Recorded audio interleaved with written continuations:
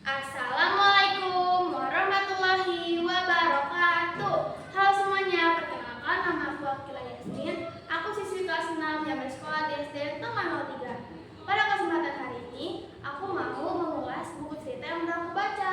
Judul bukunya Di Hati Riri, dengan nama penulis Zulfa Adi Putri, ilustratornya Martohab, dan penerbitnya Badan Pengembangan dan Pembinaan Bahasa. Buku cerita yang pernah aku baca ini menceritakan tentang keluh kesah seorang anak perempuan bernama Riri karena ia sering dibanding-bandingkan oleh orang-orang yang ada di sekitarnya. Pada suatu hari, hasil ulangan dari Riri sudah dibagikan oleh Bu Sulis.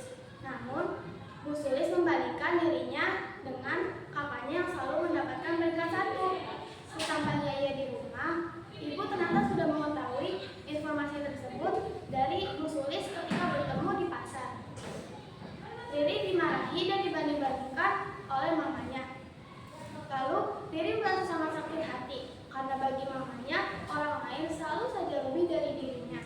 Riri membereskan pakaiannya, memasukkannya ke dalam tas, lalu dia pergi dari rumah. Ia membiarkan kakinya terus berlari tanpa arah.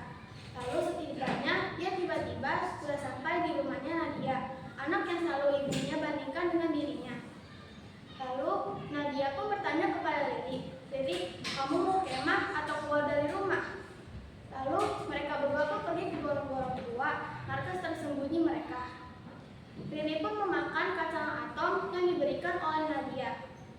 Lalu Riri pun mengajukan pertanyaan kepada Nadia, "Nadia, apakah kamu mau bertukar denganku jadi anak mamaku?" Lalu Nadia pun tertawa terpingkal-pingkal setelah mendengar pertanyaan Riri. Riri pun tersipu malu atas pertanyaannya, karena menurut dia pertanyaan itu sangat konyol. Lalu Nadia pun memberikan nasihat dan menjelaskan kepada Riri kalau hidupnya tidak sesempurna yang dilihat oleh Riri. Ia juga masih sering dibanding-bandingkan oleh orang tuanya karena ia kurang dari saudaranya yang hampir mendekati kata sempurna itu. Riri pun mengerti, ia pun sudah memahami situasinya kini. Lalu mereka berdua pun balik ke rumah masing-masing. Riri pun sekarang sudah merasa lega setelah bertemu dengan Nadia. Riri pun mengurungkan niatnya untuk kabur dari rumah. Ia pun bagaimana ia di rumah bersama mama akan dia pikirkan nanti. Sesampainya ia di rumah, ternyata aktivitas keluarganya masih sama saja. Kak Sari masih di kamarnya dan adiknya masih tertidur di kamar. Mama ternyata sedang mencuci. Riri bertemu dengan mama di belakang. Lalu Riri menyapa mamanya, "Assalamualaikum, Ma." Mamanya tidak menjawab salam. Mamanya berkata, kenapa kamu pergi tanpa berpamitan?"